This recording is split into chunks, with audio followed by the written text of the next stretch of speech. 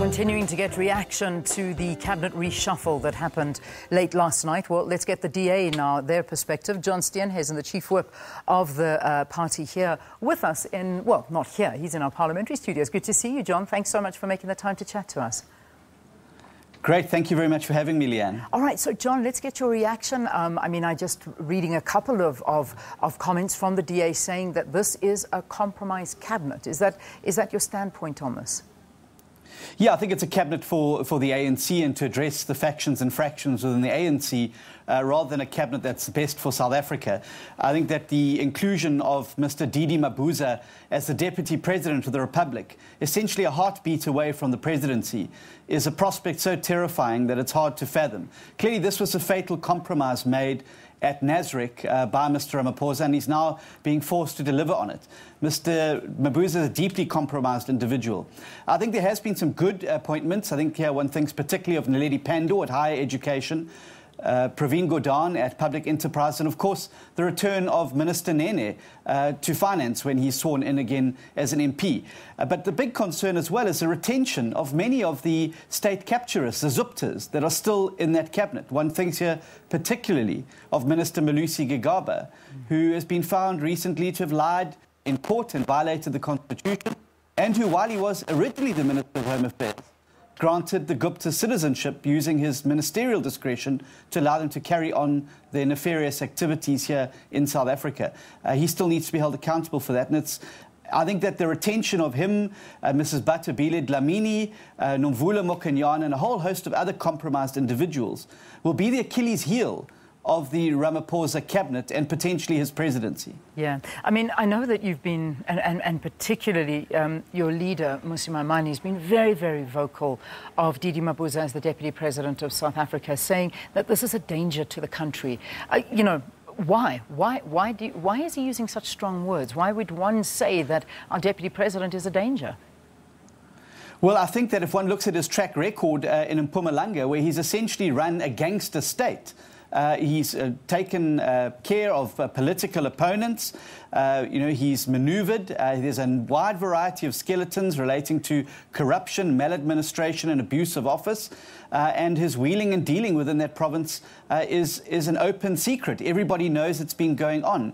But because he's essentially run that as a fiefdom, he's been able to get away with it. Bringing that now to the heart of the presidency with the appointing him as the Deputy President, I think is severely compromised Mr. Ramaphosa's commitment to rooting out corruption, maladministration, and bringing clean government. And Mr. Mabuza is the clear antithesis of all these things that Mr. Ramaphosa says that he wants to achieve with his new government. Yeah, as you say, you have given credit where credit's due. We've seen the removal of many of the ministers that have been fingered for all kinds of corruption and links to the Gupta family. We talk about Mazobenzi Zwane, Des Van Rooyen, Lynn Brown, David Mahlobo. They've all been removed. However, I know that there's those positions. You've spoken about Malusi Gigaba, who many have said he is young. He is somebody that, is still got a lot going for him and could perhaps add value again to the portfolio of Home Affairs. But there's Batabile Dlamini in the position of the Ministry of Women, and I think a lot of people are raising questions about this particular development. Again, let's get your reaction to this. Well, I think, firstly on Minister Gigaba, I think it's important to realise that in all three ministries that he's held, they've all been dogged with Gupta scandals. Public enterprises, appointments to the boards, Home Affairs, the citizenship and naturalisation granted to the Guptas, and in finance. But I think that Mrs. Dlamini again shows the example of why this has been done for the party rather than for the country. She obviously holds a very important position within the ANC as head of the Women's League. But how you keep somebody in cabinet who has performed so dreadfully and so miserably and pushed, the social welfare, social development department to the brink of collapse, endangering the livelihoods of many, many poor South Africans. How is somebody like that is retained in the cabinet and given a position of Minister of Women in the presidency is simply beyond belief. Ministers like that shouldn't be anywhere near executive office. Those particularly who've been found to have not been able to live up to the expectations that the public and this country expects of them. Yeah, it is 7:30. I need to wrap this, but just two more responses I want from you. Nkosazana Dlamini Zuma, now in the office of the presidency, a ministerial position, a very high up one. And of course, Becky Cele, who is now taking over the police force. I mean, talk to us about this.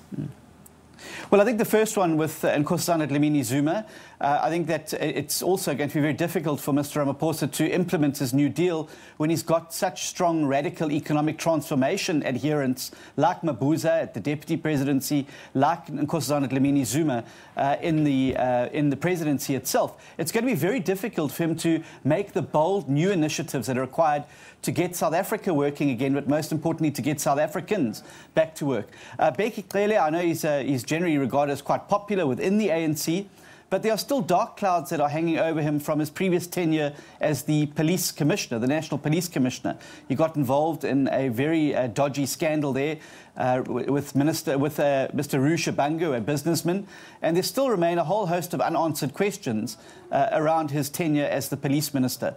But certainly I think that seeing the back of Mr. Fikile Mbalula, many people are going to be happy about. You can't fight crime on Twitter, and let's hope that we're going to have a police minister who's going to actually take the fight to the criminals in an effective, meaningful way so that we can have safe neighbourhoods and safe communities again. All right, we leave it there for this morning. John, thanks so much for talking to us. The Chief Whip of the DA, John Steenhuisen, talking to us about the DA's views on the new cabinet. We can't fight criminals on Twitter.